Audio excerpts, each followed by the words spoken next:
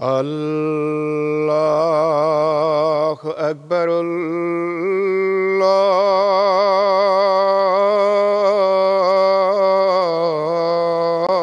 الله أكبر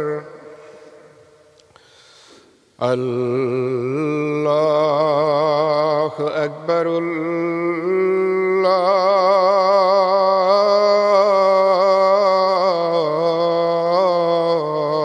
الله أكبر أشهد أن لا إله إلا الله أشهد أن لا إله إلا الله أشهد أن محمدًا رسول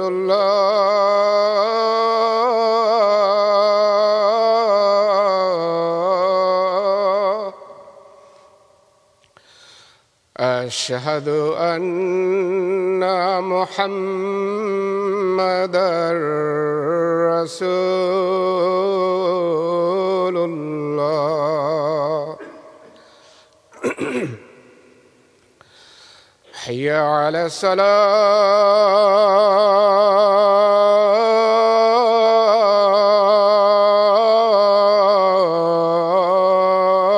الصلاة حي على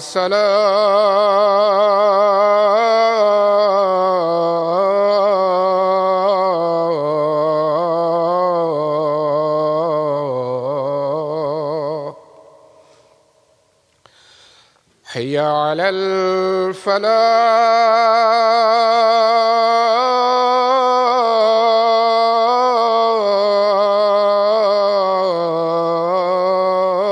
الفلاح حي على الفلاح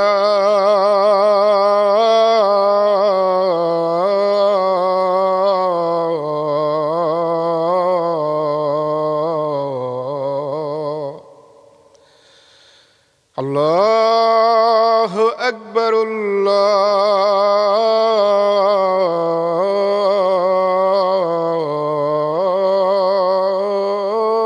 الله أكبر لا إله إلا الله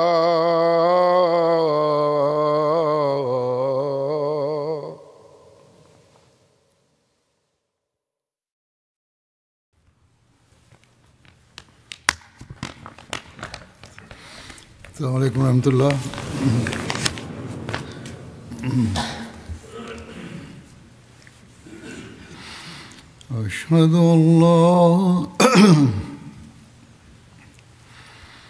أشهد أن لا إله إلا الله وحده لا شريك له وأشهد أن محمدًا عبده ورسوله أما بعد فأعوذ بالله من الشيطان الرجيم بسم الله الرحمن الرحيم الحمد لله رب العالمين الرحمن الرحيم مالك يوم الدين إياك نعبد وإياك نستعين اهدنا الصراط المستقيم صراط الذين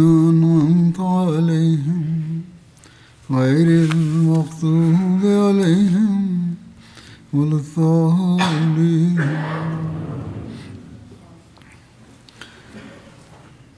جیسا کہ گزشتہ خطبے میں غزوہ تبوک کے بارے میں مختصر ذکر ہوا تھا، اس کی کچھ مزید تفصیل آج بیان کروں گا۔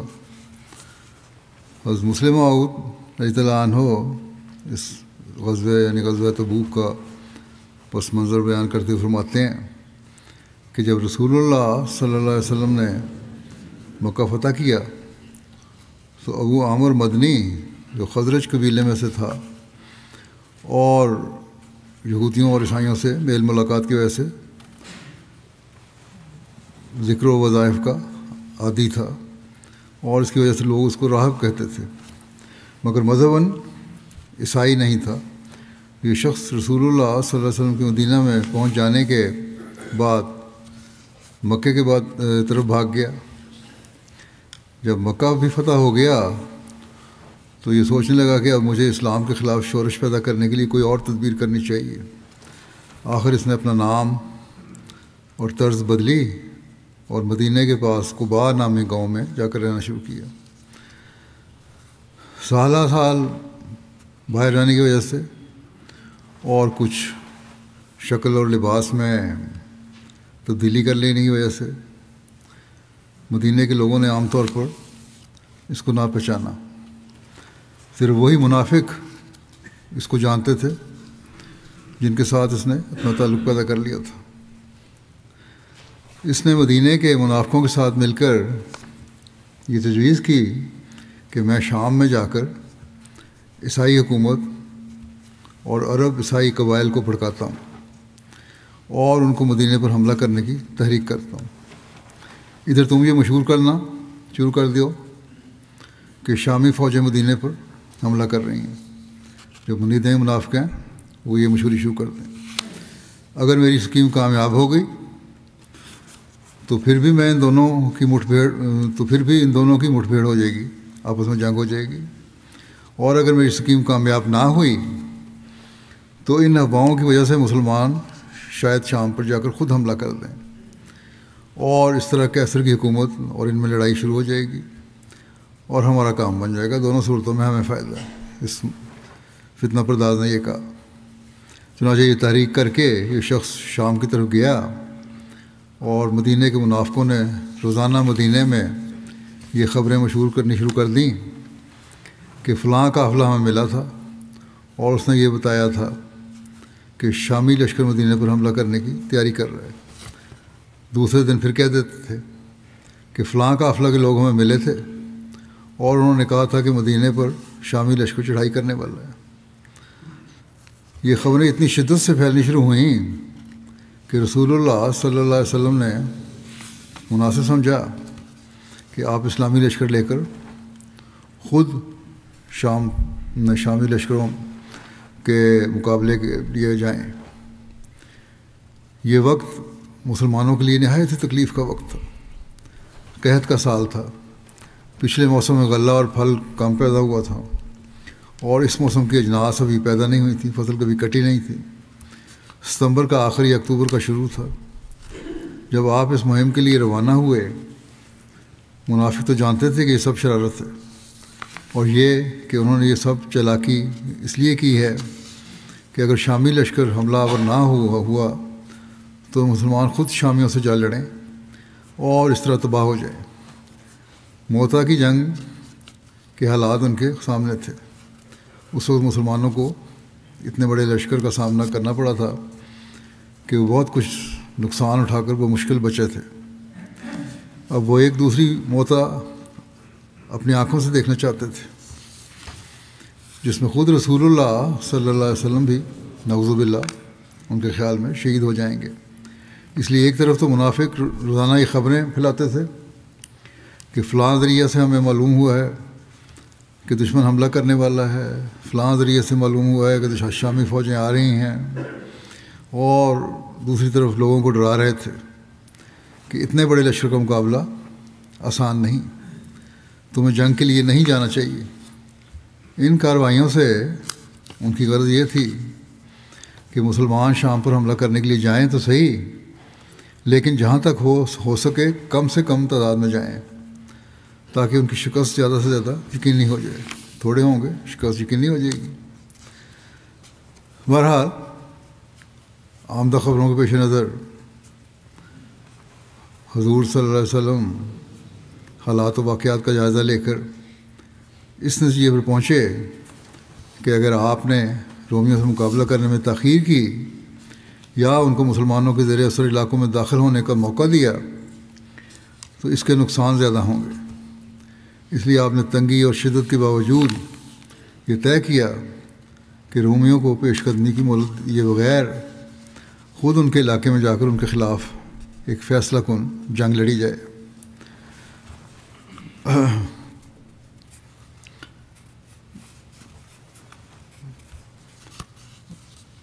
حضرت مسلم موعود نے اس کو ایک جگہ اور بیان اس طرح فرمایا ہے کہ رسول کریم صلی اللہ علیہ وسلم کو یہ افواہیں پہنچیں تو آپ نے حکم دیا کہ بجائے اس کے کہ رومی ہم پر چڑھائیں اور حملہ کر دیں، ہمیں چاہیے کہ سرحد پر ہی جا کر ان کو روکیں۔ آپ نے مسلمانوں کو تیاری کا حکم دیا۔ پہلا ایک حوالہ میں نے ایک تاریخی کتاب سے دیا تھا، یہ اتنا سا حصہ مسلم موعود کا ہے۔ بہرحال نبی کریم صلی اللہ علیہ وسلم عموماً جنگی مہمات کو قدر خفیہ رکھا کرتے تھے، لیکن خیبر کی مہم کے بعد تبوک کی مہم ایسی تھی کہ آپ صلی اللہ علیہ وسلم نے عام اعلان فرمایا اور راستے کی مشکلات اور دشمن کی کثرت کا پہلے سے بتاتے ہوئے تیاری کرنے کی تلقین فرمائی۔ یہ بخاری میں یہ روایت آتی ہے۔ ساتھ ہی آپ نے مکے اور دوسرے عرب قبائل میں آدمی بھیجے کہ وہ لوگ لشکر میں شریک ہوں۔ دوسری طرف آپ نے مخیر لوگوں کو تاکید فرمائی کہ وہ اللہ کی راہ میں اپنا مال خرچ کریں۔ رسول اللہ صلی اللہ علیہ وسلم نے مختلف قبائل کو شریک جنگ ہونے کا پیغام بھیجا اور ان کی طرف اپنے سفیر بھیجا، جیسا کہ ذکر ہوا ہے۔ چنانچہ حضرت بریدہ بن حسیب کو قبیلہ بنو اسلم کی طرف، حضرت ابو رحم غفاری کو اپنی قوم بنو غفار کی طرف، حضرت ابو واقد لیسی کو اپنی قوم بنو لیس کی طرف، حضرت ابو جاد زمری کو ان کی قوم کی طرف بھیجا، حضرت رافع بن مقیس کو جوہینہ کی طرف بھیجا۔ اسی طرح حضرت نعیم بن مسعود کو اشجع اور بدیل بن ورقا، عمر بن سالم اور بصر بن سفیان کو بنو کعب اور بنو عمر کی طرف بھیجا، اور اسی طرح عباس بن مرداس کو بنو سلیم کی طرف روانہ کیا۔ مدینہ میں اس وقت ایک سخت خوف اور راز کی فضا تھی، اور اس کی وجہ یہ تھی کہ طاقتور دشمن کس طرح کسی وقت ہی حملہ کر سکتا ہے۔ چنانچہ بخاری کی ایک روایت کے مطابق حضرت عمر بیان کرتے ہیں کہ ہم آپس میں باتیں کیا کرتے تھے کہ ایک غسانی بادشاہ نے ہمارے ساتھ جنگ کے لیے اپنے گھوڑوں کو نال بھی لگوا لیے ہیں اور تیاری کر لی ہے پوری۔ اور بخاری کی ایک روایت میں حضرت عمر کا بیان ہے کہ ہم ایک غسانی بادشاہ سے خوفزدہ تھے، ہمیں بتایا گیا کہ وہ ہم پر حملہ کرنے کی تیاری کر رہا ہے۔ اس فضا میں ہمارے سینے خوف سے بھر گئے تھے۔ بہرحال اس کے باوجود صحابہ کا تیاری اور مالی قربانی کا جو ایمان افروز مظاہرہ ہے وہ بھی دیکھنے میں آیا۔ اس کی تفصیل میں لکھا ہے اس خوف و ہراس کے ساتھ ساتھ مدینہ کو اس وقت سخت قحط سالی کا سامنا تھا اور فصلیں اور پھل پکنے کو تھے۔ اس قحط سالی میں لوگ اپنی فصلیں سمیٹنے کی فکر اور تیاری میں تھے کہ جہاد پر نکلنے کا اعلان ہو گیا۔ پھر شدید گرمی کا موسم اور سینکڑوں میل کا سفر، زیادہ راہ کی تنگی اس کے علاوہ تھی۔ ان سب مسائل کے ہوتے ہوئے حضرت صلی اللہ علیہ وسلم کی طرف سے جب جہاد پر جانے کا اعلان ہوا تو اخلاص و وفا کے پیکر جانثار اپنی تیار فصلوں اور پکے ہوئے پھلوں کو چھوڑ کر سفر کی تیاری کرنے لگے۔ گو کہ اتنے لمبے سفر کی تیاری ان مخلص لوگ لیکن غریب صحابہ کے لیے کوئی آسان کام نہیں تھا، اور حضرت صلی اللہ علیہ وسلم بھی مشکلات کی ان گھڑیوں سے بخوبی آگاہ تھے۔ چنانچہ آپ صلی اللہ علیہ وسلم نے مالی قربانی کی عام تحریک کرتے ہوئے عمراء کو اللہ کی راہ میں خرچ کرنے اور سواری مہیا کرنے کی تحریک کرتے فرمایا من جہازہ جیش الاسرت فلاح الجنہ، جو شخص جیش اسرت یعنی جنگ تبوک کو ساز و سامان سے لیس کرے گا اسے جنت ملے گی۔ اس موقع پر جو شخص سب سے پہلے مال لے کر آیا وہ حضرت ابوبکر صدیق رضی اللہ عنہ تھے۔ آپ اپنے گھر کا سارا مال لے آئے جو کہ 4000 درہم تھا۔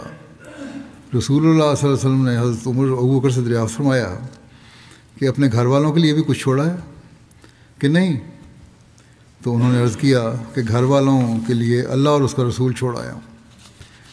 ایک روایت میں حضرت عمر اپنا واقعہ بیان کرتے ہیں کہ رسول اللہ صلی اللہ علیہ وسلم نے ہمیں ارشاد فرمایا کہ ہم صدقہ کریں، اور اس وقت میرے پاس مال تھا۔ میں نے کہا اگر میں ان سے کبھی سبقت لے جا سکا تو آج کے دن میں ابوبکر سے سبقت لے جاؤں گا۔ کہتے ہیں کہ میں اپنا نصف مال لایا تو رسول اللہ صلی اللہ علیہ وسلم نے فرمایا تم نے اپنے گھر والوں کے لیے کیا چھوڑا؟ میں نے عرض کیا اتنا ہی، جتنا لے کے آئے اتنا ہی چھوڑا ہے ہم گھر والوں کے لیے۔ اور حضرت ابوبکر وہ سب لے آئے جو ان کے پاس تھا۔ تو آپ صلی اللہ علیہ وسلم نے فرمایا اے ابوبکر تم نے اپنے گھر والوں کے لیے کیا چھوڑا؟ حضرت عمر کے سامنے پوچھا۔ کہتے ہیں انہوں نے عرض کیا میں نے ان کے لیے اللہ اور اس کے رسول صلی اللہ علیہ وسلم کو چھوڑا ہے۔ حضرت عمر کہتے ہیں میں نے کہا کہ اللہ کی قسم میں ان سے کسی چیز میں کبھی بھی سبقت نہیں لے جا سکتا۔ اس واقعے کو حضرت مسلم موعود نے بھی اپنے الفاظ میں بیان فرمایا ہے اس طرح کہ ایک جہاد کے موقع کے متعلق حضرت عمر بیان فرماتے ہیں مجھے خیال آیا کہ حضرت ابوبکر ہمیشہ مجھ سے بڑھ جاتے ہیں، آج میں ان سے بڑھوں گا۔ یہ خیال کر کے میں گھر گیا اور اپنے مال میں سے آدھا مال نکال کر رسول کریم صلی اللہ علیہ وسلم کی خدمت میں پیش کرنے کے لیے لے آیا۔ وہ زمانہ اسلام کے لیے انتہائی مصیبت کا دور تھا، لیکن حضرت ابوبکر رضی اللہ عنہ اپنا سارا مال لے آئے اور رسول کریم صلی اللہ علیہ وسلم کی خدمت میں پیش کر دیا۔ رسول کریم صلی اللہ علیہ وسلم نے پوچھا ابوبکر گھر میں کیا چھوڑ آئے ہو؟ انہوں نے عرض کیا اللہ اور اس کا رسول۔ حضرت عمر فرماتے ہیں یہ سن کر مجھے سخت شرمندگی ہوئی اور میں نے سمجھا کہ آج میں نے سارا زور لگا کر ابوبکر سے بڑھنا چاہا تھا مگر آج بھی مجھ سے ابوبکر بڑھ گئے۔ حضرت عثمان کی مالی قربانی کے متعلق ایک روایت میں ہے کہ حضرت عبد الرحمن بن خباب نے اس کو بیان کیا ہے کہ میں نبی کریم صلی اللہ علیہ وسلم کے پاس حاضر تھا اور آپ اسرا کے لشکر کے بارے میں تحریک فرما رہے تھے، تو حضرت عثمان بن عفان کھڑے ہوئے، عرض کیا یا رسول اللہ صلی اللہ علیہ وسلم میرے ذمہ 100 اونٹ ان کے پالانوں اور کجاووں سمیت اللہ کے راستے میں ہے۔ پھر آپ صلی اللہ علیہ وسلم نے لشکر کے بارے میں تحریک فرمائی تو حضرت عثمان بن عفان پھر دوبارہ کھڑے ہوئے، عرض کیا یا رسول اللہ صلی اللہ علیہ وسلم میرے ذمہ 200 اونٹ ان کے پالانوں اور کجاووں سمیت اللہ کے راستے میں ہے۔ پھر آپ صلی اللہ علیہ وسلم نے لشکر کے بارے میں دوبارہ تحریک فرمائی۔ اس بات سننے کے باوجود تو حضرت عثمان بن عفان کھڑے ہوئے اور عرض کیا یا رسول اللہ صلی اللہ علیہ وسلم میرے ذمہ 300 اونٹ ان کے پالانوں اور کجاووں سمیت اللہ کے راہ میں راستے میں ہیں۔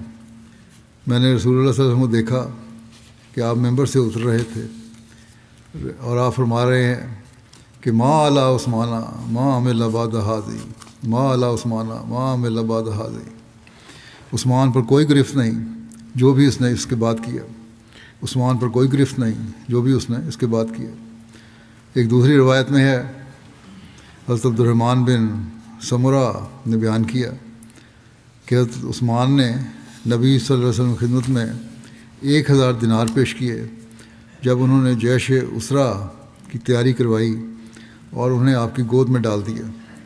حضرت عبد الرحمن نے کہا میں نے نبی صلی اللہ علیہ وسلم کو دیکھا، آپ انہیں اپنے گود میں الٹ پلٹ رہے تھے اور دیناروں کو، اور فرما رہے تھے ما ذرہ عثمانہ ما عمل بعد اليوم، کہ عثمان کو کوئی ضرر نہ پہنچے گا جو اس نے آج کے دن کے بعد کیا۔ 2 مرتبہ یہ فرمایا۔ ایک روایت کے مطابق حضرت عثمان نے اس موقع پر 10,000 دینار عطا کیے تو حضرت صلی اللہ علیہ وسلم نے حضرت عثمان کے لیے یہ دعا کی، غفر اللہ لکا یا عثمان ما اسررتا وما علنتا وما ہوا کائن الی یوم القیامت ما یبالی ما عمل بعدہ، کہ اے عثمان اللہ تو اس سے مغفرت کا سلوک فرمائے جو تو نے مخفی طور پر کیا اور جو تو نے اعلانیہ کیا اور جو قیامت تک ہونے والا ہے، اس کے بعد وہ جو بھی عمل کرے اسے کوئی فکر نہیں ہونی چاہیے۔ ایک روایت کے مطابق آپ نے اس جنگ کی تیاری کے لیے 1000 اونٹ اور 70 گھوڑے پیش کیے۔ ایک روایت کے مطابق حضرت صلی اللہ علیہ وسلم نے اس موقع پر حضرت عثمان کے حق میں یہ دعا کی کہ اللہم مرضا ان عثمانہ فانی عنہ راضٍ، کہ اے اللہ تو عثمان سے راضی ہو جا کہ وہ میں بھی اس سے راضی ہوں۔ ابن اسحاق بیان کرتے ہیں کہ حضرت عثمان نے غزوہ تبوک کے موقع پر اتنی رقم خرچ کی کہ کوئی اور صحابی اتنی رقم خرچ نہ کر سکا۔ حضرت عثمان کا ایک تجارتی قافلہ ملک شام سے بہت سا نفع لے کر واپس آیا تو انہوں نے 1/3 فوج کے جملہ اخراجات اپنے ذمہ لے لیے۔ 1/3 فوج کا انہوں نے کہا میں خرچ برداشت کروں گا۔ آپ نے 10,000 سے زائد فوج کے لیے سامان مہیا کیا اور اس چیز کا اہتمام کیا کہ ہر فوجی کے لیے ایک تسمہ بھی آپ کے روپے میں سے خرچ ہو، یعنی کہ چھوٹی سے چھوٹی چیز بھی۔ اس پر ان کے 10,000 دینار خرچ ہوئے جو اونٹوں اور گھوڑوں کے علاوہ تھے۔ اس کے علاوہ 1000 اونٹ، 100 گھوڑے اور دیگر سامان کے ساتھ ساتھ 1000 دینار بھی آپ صلی اللہ علیہ وسلم کی خدمت میں پیش کیے۔ یہ 1000 دینار ان 10,000 دینار سے الگ تھے جو انہوں نے 10,000 فوجیوں کی تیاری پر خرچ کیا تھا۔ اس موقع پر حضرت عبد الرحمن بن عوف نے 100 اوقیہ چاندی پیش کی، بعض روایت کے مطابق 200 اوقیہ چاندی پیش کی۔ یہ اوقیہ بھی ایک وزن ہے جو 10.5 تولے کے برابر ہوتا ہے، یعنی 1050 سے یا 2100 تولے تک چاندی، یا 1.25 کلو گرام یا 2.5 کلو گرام چاندی اگر آج کل کے زمانے میں دیکھیں تو۔ پھر آپ صلی اللہ علیہ وسلم نے فرمایا عثمان بن عفان اور عبد الرحمن بن عوف زمین پر اللہ کے خزانوں میں سے خزانے ہیں جو اللہ کی رضا کے لیے خرچ کرتے ہیں، انہوں نے بہت مال دیا۔ ایک روایت میں ہے کہ حضرت عبد الرحمن بن عوف نے 400 اوقیہ سونا پیش کیا تھا، یعنی 4200 تولے سونا۔ بعض نے 900 اونٹ پیش کرنے کا بھی بیان کیا ہے۔ بہرحال قربانیوں کا ذکر ہے۔ ایک روایت کے مطابق حضرت عبد الرحمن بن عوف آپ صلی اللہ علیہ وسلم حاضر ہوئے اور عرض کیا میرے پاس 8000 درہم ہیں، میں نے 4000 درہم گھر والوں کے لیے رکھ لیے ہیں اور 4000 آپ کی خدمت میں پیش ہیں۔ آپ صلی اللہ علیہ وسلم نے برکت کی دعا دیتے ہوئے فرمایا بارک اللہ فیما امسکتا و فیما آتیتا، یعنی جو مال تم نے گھر والوں کے لیے رکھا ہے اور جو اللہ کی راہ میں دیا ہے اللہ سب میں برکت دے۔ حضرت عاصم بن عدی نے 70 وسق کھجوریں پیش کیں۔ ایک وسق 60 سا کا ہوتا ہے اور ایک سا قریباً 3 سیر کا ہوتا ہے، یعنی کل تقریباً 12,600 کلو گرام کھجوریں بنتی ہیں۔ رسول اللہ صلی اللہ علیہ وسلم کی خدمت میں مال لانے والوں میں سے حضرت عباس بن عبد المطلب، حضرت طلحہ بن عبید اللہ، حضرت سعد بن عبادہ اور حضرت محمد بن مسلمہ کے نام بھی ملتے ہیں قربانیوں کے، زیادہ قربانیوں کے۔ حضرت مسیح موعود علیہ السلام فرماتے ہیں کہ ایک وہ زمانہ تھا کہ الہی دین پر لوگ اپنی جانوں کو بھیڑ بکری کی طرح نثار کرتے تھے، مالوں کا تو کیا ذکر۔ حضرت ابوبکر صدیق رضی اللہ تعالیٰ عنہ نے 1 سے زیادہ دفعہ اپنا کل گھر بار نثار کیا، حتیٰ کہ سوئی تک کو بھی گھر میں نہ چھوڑا۔ اور ایسا ہی حضرت عمر نے اپنی بساط و انشراح کے موافق اور عثمان نے اپنی طاقت و حیثیت کے موافق علی حاذ القیاس علی قدر مراتب تمام صحابہ اپنی جانوں اور مالوں سمیت اس دین الہی پر قربان کرنے کے لیے تیار ہو گئے۔ پھر آپ نے فرمایا کہ اللہ تعالیٰ فرماتا ہے کہ لن تنالوا البر حتی تنفقوا مما تحبون، جب تک تم اپنی عزیز ترین اشیاء اللہ جل شانہ کی راہ میں خرچ نہ کرو تب تک تم نیکی کو نہیں پا سکتے۔ اور ان نیکیوں کو پانے کے لیے صحابہ خرچ کرتے تھے۔ حضرت مسلم موعود بیان کرتے ہیں کہ صحابہ نے بعض دفعہ اپنا گھر کا مال اور اسباب بیچ کر جنگ کے اخراجات پورے کیے، بلکہ یہ بھی نظر آتا ہے کہ بعض دفعہ انہوں نے اپنی جائیدادیں بیچ کر دوسروں پر خرچ کر دیں اور ان کے لیے تمام ضروریات مہیا کیں، یعنی جنگ پہ جانے والوں کے لیے۔ چنانچہ ایک دفعہ رسول اللہ صلی اللہ علیہ وسلم وہاں تشریف لائے اور آپ نے فرمایا کہ فلاں سفر پر ہماری فوج جانے والی ہے، مگر مومنوں کے پاس کوئی چیز نہیں، کیا کوئی تم میں سے ہے جو ثواب حاصل کرے؟ حضرت عثمان یہ سنتے ہی اٹھے اور آپ نے اپنا اندوختہ نکال کر وہ رقم مسلمانوں کے اخراجات کے لیے رسول کریم صلی اللہ علیہ وسلم کی خدمت میں پیش کر دی۔ رسول کریم صلی اللہ علیہ وسلم جب یہ دیکھا تو فرمایا عثمان نے جنت خرید لی۔ حضرت ثالث نے بھی مالی قربانیوں کے ضمن میں اپنے خطبہ میں اس واقعے کو یوں بیان فرمایا ہے کہ ایک موقع پر جنگ کی تیاری کے لیے بہت سے اموال کی ضرورت تھی اور ان دونوں کچھ مالی تنگی بھی تھی، اور دنیا ایسی ہے، کبھی فراخی کے دن ہوتے ہیں اور کبھی تنگی کے دن ہوتے ہیں۔ اس موقع پر بھی تنگی کا ایام تھے اور جنگی ضرورت تھی۔ نبی اکرم صلی اللہ علیہ وسلم نے صحابہ اکرام کے سامنے ضرورت حقہ کو رکھا اور مالی قربانی پیش کرنے کی انہیں تلقین کی، جس کا نتیجہ یہ ہوا کہ حضرت ابوبکر صدیق رضی اللہ عنہ تو اپنا سارا مال لے کر آ گئے، حضرت عمر اپنا نصف مال لے کر آ گئے، حضرت عثمان نے عرض کیا کہ میری یہ پیشکش قبول کر لی جائے کہ میں 10,000 صحابہ کا پورا خرچ برداشت کروں گا، اور اس کے علاوہ آپ نے 1,000 اونٹ اور 70 گھوڑے دیے۔ اسی طرح تمام مخلص صحابہ نے اپنی اپنی توفیق اور استعداد کے مطابق مالی قربانیاں پیش کیں اور اللہ تعالیٰ نے ان کے بہترین نتائج نکالے۔ اللہ تعالیٰ کا بڑا فضل ہے کہ جب جماعت احمدیہ کے افراد اس بات کو سمجھتے ہیں کہ مالی قربانیوں کی کیا اہمیت ہے۔ اکثر واقعات میں بیان کرتا ہوں، بعض لوگ حقیقت میں اپنے پاس جو کچھ ہو وہ قربان کر دیتے ہیں، عمراء کو بھی، صاحب حیثیت لوگوں کو بھی۔ حضرت ابوبکر، حضرت عمر اور حضرت عثمان کے نمونے سامنے رکھنے چاہیے اور پھر اپنے قربانیوں کے معیار کو بڑھانا چاہیے۔ غریب اور اوسط درجے کے تو باقی قربانیاں کر رہے ہوتے ہیں۔ اللہ تعالیٰ کے فضل سے بہت سے عمراء ایسے ہیں جو اعلیٰ معیار کی قربانی کرنے والے ہیں۔ جو کمزور ہیں انہیں بھی دین کی اشاعت کے لیے آگے آنا چاہیے۔ اس زمانے میں ان کو بھی یہ موقع ہے کہ قربانیاں کریں۔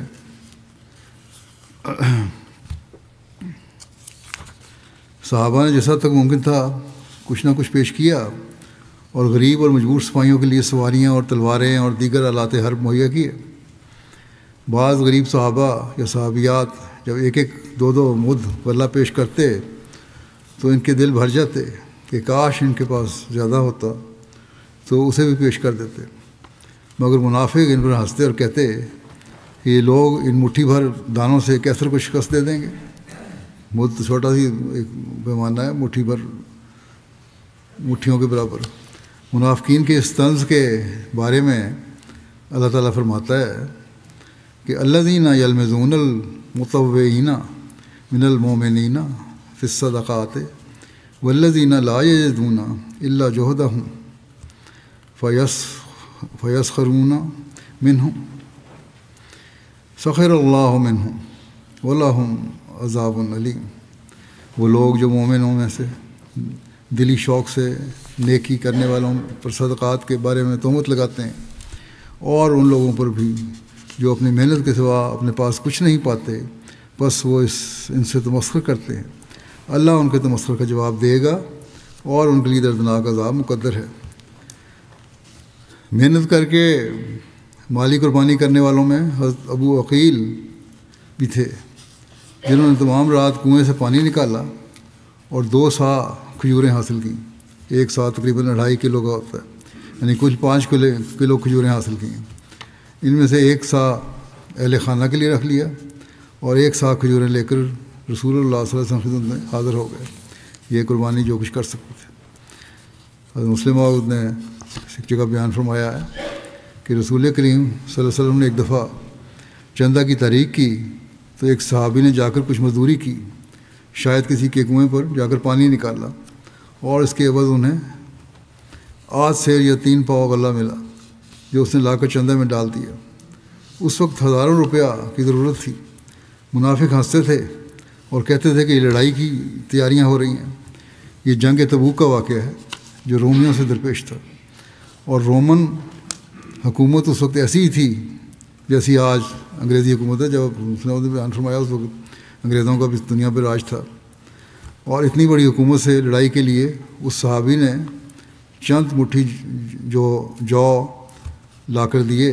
منافق اس پر ہنستے تھے، لیکن رسول کریم صلی اللہ علیہ وسلم کو جب اس کا علم ہوا تو آپ نے فرمایا کہ ان کو کیا علم ہے کہ خدا کی نظر میں اس جو کی کیا قیمت ہے۔ یعنی جو تھے، یہی جو تھے جن سے مسلمانوں کو فتح حاصل ہوئی اور رومیوں کو شکست ہو گئی، اور نہ صرف رومیوں کو بلکہ ایرانیوں کو بھی جن کی حکومت بھی رومی حکومت کے مقابل کی تھی، مسلمانوں نے شکست دی۔ ایک صحابی کا ایک عجیب واقعہ بھی کا ذکر ہے، جیسا کہ بیان ہوا ہے کہ اس جنگ میں تیاری کے لیے مخلص صحابہ کسی نہ کسی رنگ میں سفر کی تیاری اور مالی قربانی کی اس تحریک میں شامل ہونے کے لیے اپنی سی کوششوں میں مصروف تھے۔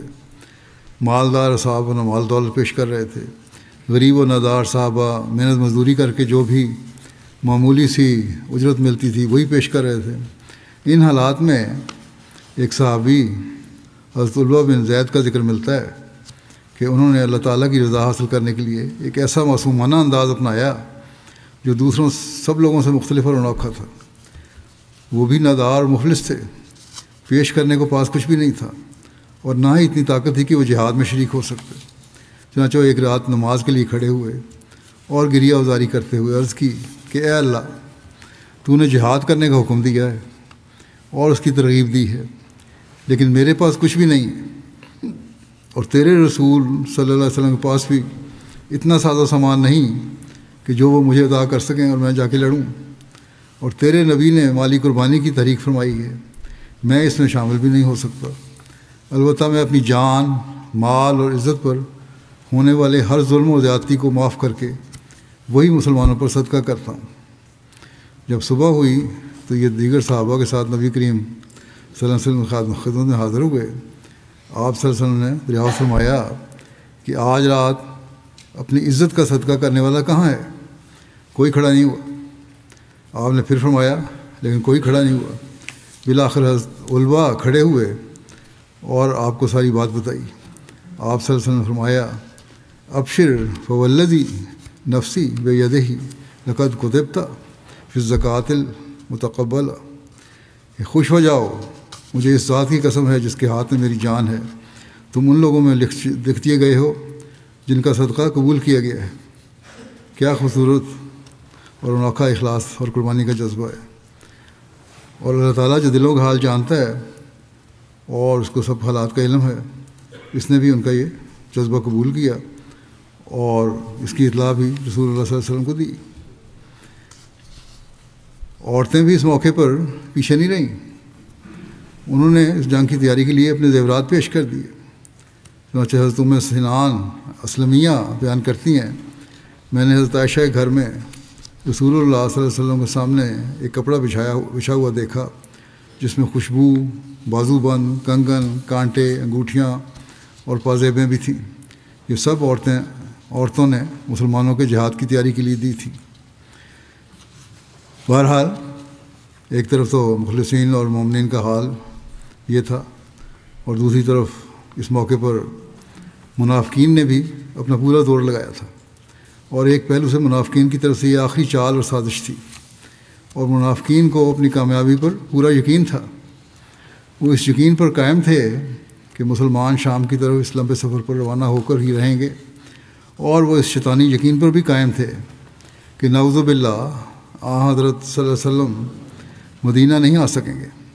اس لیے اب ان کی پوری کوشش تھی کہ مسلمان کم سے کم آپ صلی اللہ علیہ وسلم کے ساتھ نکلیں، اور ان کی سوچ کے مطابق مسلمانوں کی تعداد جتنی کم ہو جائے گی یہاں لشکر میں، اتنا ہی چھوٹا لشکر ہوگا، اور اس لشکر کی شکست اور موت یقینی ہوگی۔ اس لیے انہوں نے موجودہ حالات کی تنگی اور سفر کی تکلیفوں اور مشکلات کو بڑھا چڑھا کر پیش کرنا شروع کر دیا۔ وہ مسلمانوں کو خوفزدہ کرنے لگے، مختلف بہانوں سے انہیں ورگلاتے رہے کہ وہ شامل نہ ہوں، جیسے یہ کہ اتنی شدید گرمی ہے، سفر بہت لمبا ہے، ذرائع سفر بہت محدود ہیں، مدینہ کی آبادی کا اکثریت حصہ چونکہ زراعت پیشہ تھا، ان کی فصلیں تیار تھیں اور یہ فصلیں قحط کے زمانے میں تیار ہو رہی تھیں۔ پھر وہ مدینہ میں جگہ جگہ مسلمانوں سے یہ باتیں کرتے کہ تم لوگوں کو پتہ نہیں کہ اب جس فوج سے سامنا ہوگا وہ کتنی سخت اور جنگجو ہے، ان کے ساتھ جنگ کوئی آسان کام نہیں ہے، ہم تو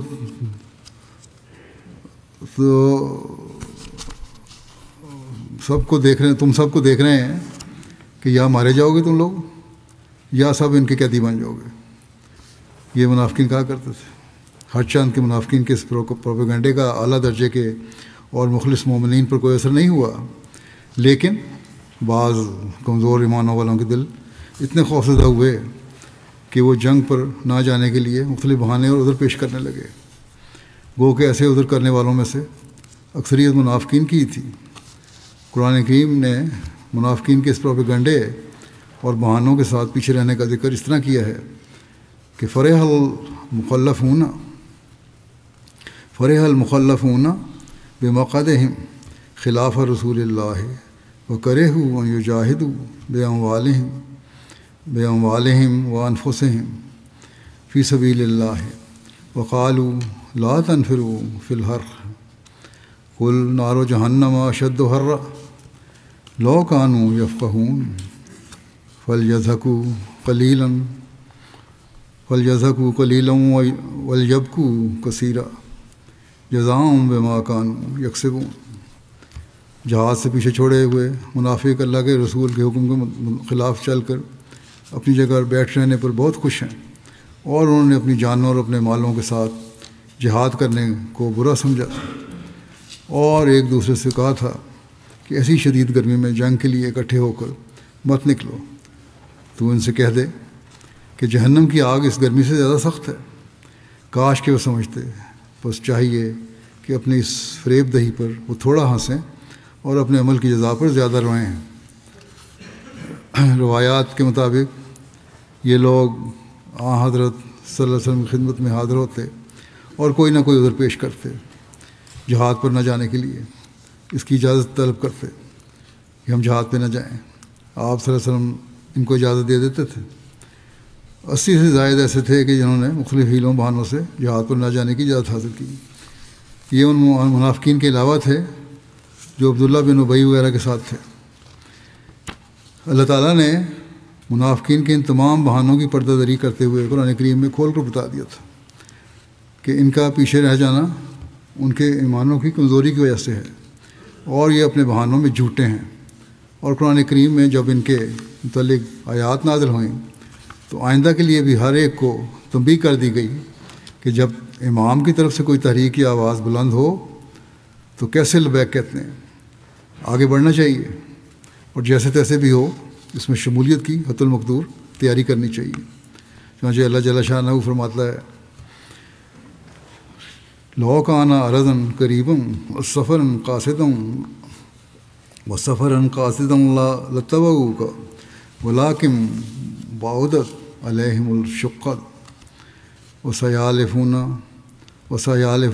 باللہ لو استطعنا لخرجنا معکم یہلکون انفسہم واللہ یعلم انہم لکاذبون عفی اللہ عنک لما اذنت لہم حتی یتبین لک الذین صدقوا وتعلم الکاذبین لا یستأذنک الذین یؤمنون باللہ والیوم الآخر ان یجاہدوا باموالہم وانفسہم واللہ علیم بالمتقین انما یستأذنک الذین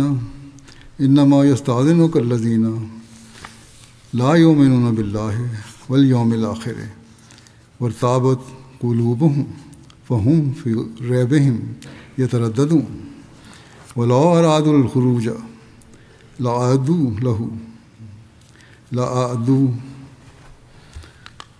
لہو عدتم ولیکن کرہ اللہم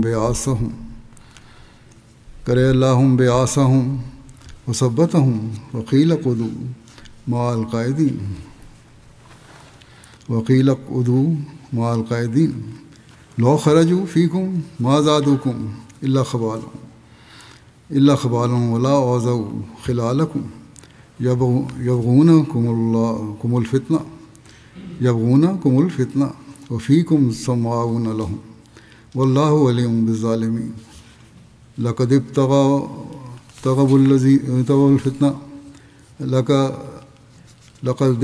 الفتنة من قبل وقلبوا لك الأمور حتى جاء الحق وظهر أمر الله وهم كارهون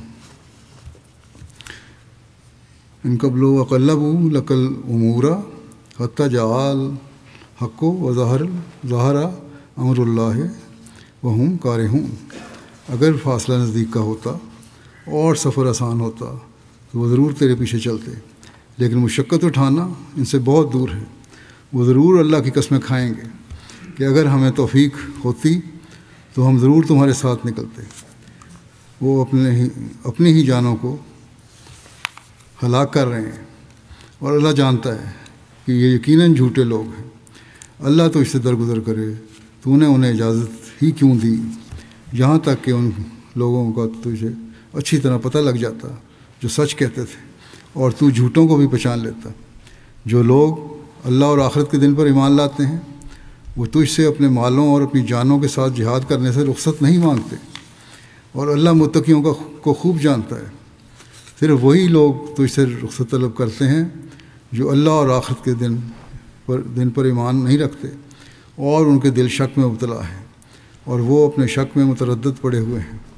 اور اگر ان کا جہاد پر نکلنے کا ارادہ ہوتا تو وہ ضرور اس کی تیاری بھی کرتے، لیکن اللہ نے پسند ہی نہیں کیا کہ وہ اس اعلیٰ مقصد کے لیے اٹھ کھڑے ہوں، اور اس نے انہیں وہیں پڑا رہنے دیا اور انہیں کہا گیا بیٹھے رہنے والوں کے ساتھ.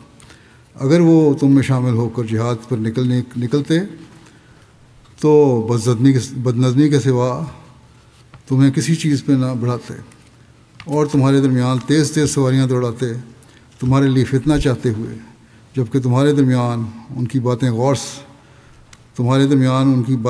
بغور سننے والے بھی ہیں، اور اللہ ظالموں کو خوب جانتا ہے. یقیناً پہلے بھی وہ فتنہ چاہتے تھے اور انہوں نے تیرے سامنے معاملات الٹ پلٹ کر پیش کیے یہاں تک کہ حق آ گیا اور اللہ کا فیصلہ ظاہر ہو گیا جبکہ وہ اسے سخت ناپسند کر رہے تھے.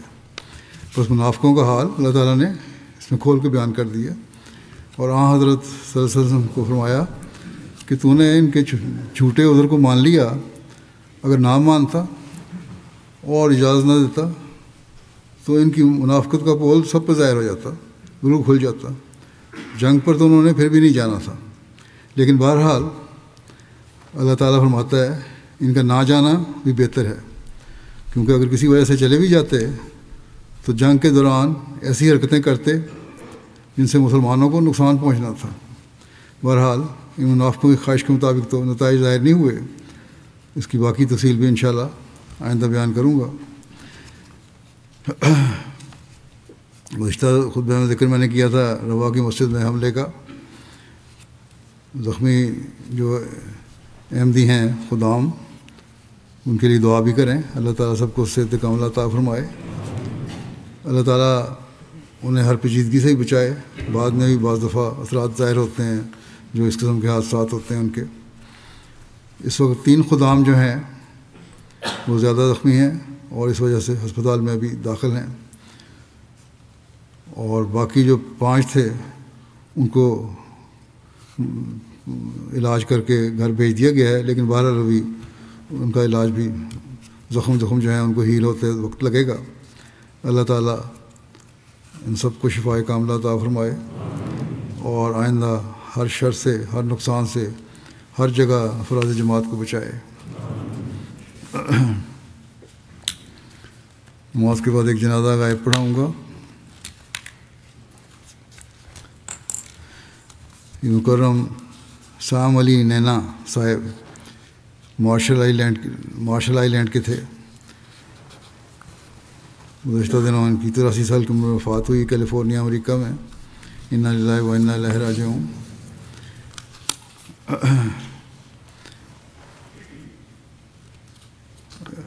اسلام سے پہلی بار تعارف ان کا حافظ جبرائیل سعید صاحب جو ہمارے مربی سلسلہ تھے ان کی تبلیغ کے نتیجے میں ہوا 1980 کی دہائی میں. اور اس وقت اسلام انہوں نے قبول کر لیا، احمدیت قبول کر لی. بڑی مخالفت ہوئی لیکن بڑی استقامت کے ساتھ اپنے ایمان پر ڈٹے رہے. ایک سینیٹر نے پارلیمنٹ میں اسلام کے غیر قانونی کو غیر قانونی اور دہشت گردی سے وابستہ مذہب قرار دیا تو آپ نے نہایت جرأت کے ساتھ مقامی اخبار میں پیغام دیا کہ ہم احمدی مسلمان ہیں اور ہمارا دہشت گردی سے کوئی تعلق نہیں ہے. آپ کا یہ جرأت مندانہ بیان جماعت کے لیے تقویت کا باعث بنا. اس نے تو کوشش کی تھی کہ قانون کو پاس کرائے لیکن بہرحال آپ کی کوششوں سے نہیں ہو سکا. آپ مقامی معاشرے میں باعث شخصیت کے طور پر جانے جاتے تھے. صلاح الدین شمس صاحب نائب امیر امریکہ کہتے ہیں کہ مجھے 5 سال تک مارشل آئی لینڈ میں کام کرنے کے لیے توفیق ملی. وہاں جاتا تھا کیونکہ امریکہ کے سپرد تھا یہ جزیرہ. سام صاحب حافظ جبرائیل صاحب کے ذریعے احمدی ہوئے تھے. شروع میں 4-5 گھرانے احمدی تھے اور جماعت بہت چھوٹی سی تھی، رجسٹر بھی نہیں تھی. لیکن بہرحال بڑی محنت سے حافظ صاحب کی اور ان کی کوشش سے جماعت وہاں رجسٹر ہو گئی. حافظ صاحب واپس آ گئے تو بڑا عرصہ لمبا عرصہ وہاں کوئی مربی نہیں تھا اور اس پہ یہ خود ہی سام صاحب اپنے وفات تک وہاں انہوں نے اپنی اس جماعت کو سنبھالا اور جو تبلیغ بھی کرتے رہے اور جماعت کے نام کو کبھی مان نہیں پڑنے دیا. انہوں نے بڑی گرمجوشی سے جماعتی تعاون کرتے تھے. جب بھی یہاں سے وفد جاتا تھا مرکز سے ان کی مدد کرتے تھے اور ہمیشہ آگے بڑھ کے انہوں نے کام کیا اور نتیجہ خیز کام کیا.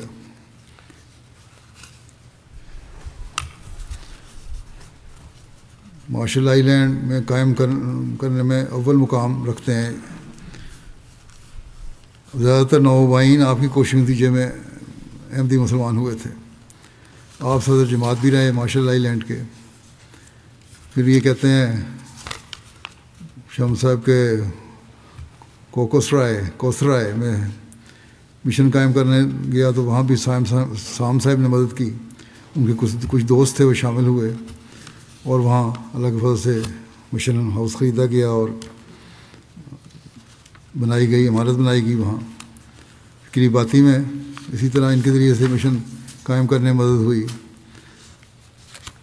پھر ایک اور جگہ بھی ان کے ذریعے سے مشن قائم کرنے میں مدد ہوئی. کہتے ہیں میں نے سام صاحب سے پوچھا کہ آپ کی کیا وجہ ہے کہ آپ کی کون سی نیکی ہے آپ کی اس کی وجہ سے آپ کو 3 جزیروں میں جماعت کے قیام اور مرکزی کردار ادا کرنے میں توفیق ملی ہے. تو انہوں نے بڑی عاجزی سے کہا کہ سب اللہ تعالیٰ کا احسان ہے، میرا تو کوئی کمال نہیں ہے. قاسم چودھری صاحب مربی سلسلہ مارشل آئی لینڈ کہتے ہیں رکاوٹوں کے باوجود اپنے ایمان پر قائم رہے، اپنی اہلیہ کے ساتھ مل کر قربانیاں کیں اور ان کی اہلیہ کی قربانی سے ایک زمین وقف ہوئی. انہوں نے اپنی اہلیہ نے اپنی قطع زمین دیا جس پر آج جزائر مارشل آئی لینڈ کی پہلی مسجد بھی قائم ہے. ان کا اپنے الفاظ میں قبول اسلام کا واقعہ اس طرح ہے. کہتے ہیں کہ 1987 میں اور میری بیوی نیری لانگ آئی لینڈ، بیوی نیری نام ہے اس کا، لانگ آئی لینڈ کے ایک ہوٹل میں مقیم تھے کہ ایک صبح ہم نے اپنے کمرے سے کہتے ہیں اپنے کمرے سے باہر نکلا تو ایک لمبے افریقی شخص کو دیکھا. میں نے سلام کیا، انہوں نے سلام کیا اور تعارف ہوا تو پتہ لگا وہ حافظ جبرائیل سعید صاحب ہیں، پہلے مبلغ تھے مائکرونیشیا کے۔ بہرحال ملاقاتیں ہوتی رہیں، تعلقات بڑھتے رہے، انہوں نے اسلام کی تبلیغ کی انہیں، اور بائبل کی آیات دکھائیں جبرائیل صاحب نے، اور یہ بتایا کہ حضرت عیسیٰ علیہ السلام کے بعد ایک نبی کے آنے کی بشارت دی گئی ہے بائبل میں۔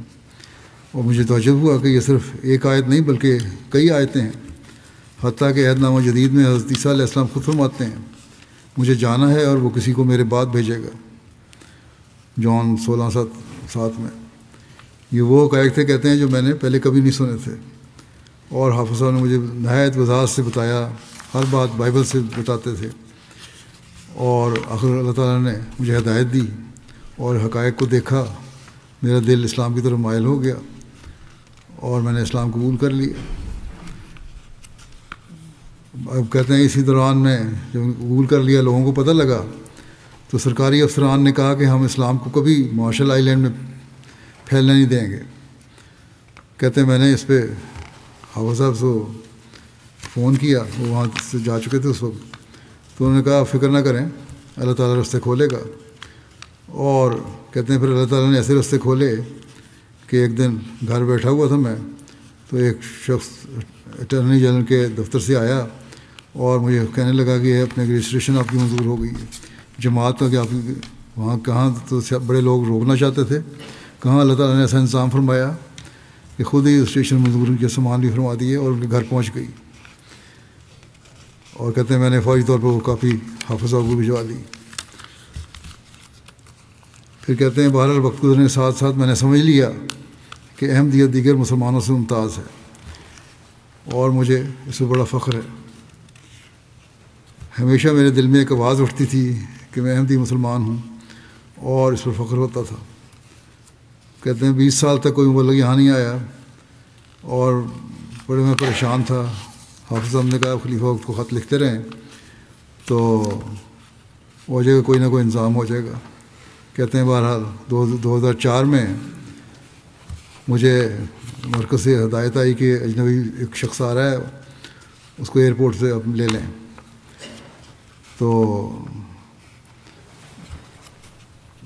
انہوں نے کہتے ہیں میں وہاں گیا ایئرپورٹ پہ، تو ایک ہماری وہاں کے کچھ دیر بعد ایک صاحب مسکراتے ہوئے باہر آئے اور میرا نام پوچھا۔ میں نے کہا سام۔ انہوں نے جواب دیا میرا نام کوثر ہے، نام اللہ کوثر صاحب تھے۔ اور کہتے ہیں اس دن سے ہم دونوں بھائیوں کی طرح ہو گئے۔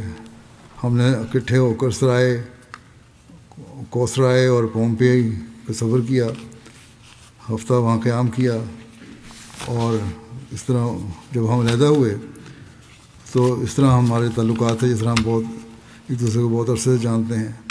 یہ اسلامی بھائی چارہ تھا۔ کہتے ہیں اللہ کے فضل سے مسلمان ہونے کے بعد میرے دل کو سکون اور روح کو اطمینان ملا۔ نماز نے مجھے بدل دیا، میری بیوی نے بھی میرے اندر یہ تبدیلی محسوس کی۔ اس کے بعد سے جب بھی مجھے کسی چیز کی ضرورت پڑتی میں اللہ سے مانگتا اور اللہ فوراً اسے پوری کر دیتا۔ بارہا میں نے اس نصرت کو اپنی آنکھوں سے دیکھا ہے اور ہر دعا میں اللہ کا شکر ادا کیا۔ آپ کی نواسی جولیہ کہتی ہیں کہ بڑے مخلص مسلمان تھے جو اپنے ایمان سے تسلی اور طاقت حاصل کرتے تھے، اکثر وقت عبادت میں گزارتے اور قرآن کریم کی تلاوت کو بے حد عزیز رکھتے تھے، مختلف اسلامی کتب کا مطالعہ کر رہے ہوتے تھے۔ اکثر ہم نے انہیں گہری سوچ اور فکر میں ڈوبا ہوا پایا ہے۔ اللہ تعالیٰ ان سے مغفرت اور رحم کا سلوک فرمائے، اور ان کے خاندان کے کچھ لوگ احمدی نہیں ہیں، اللہ تعالیٰ انہیں بھی توفیق دے کہ ان کی نسل میں سے وہ بھی احمدی ہو جائیں۔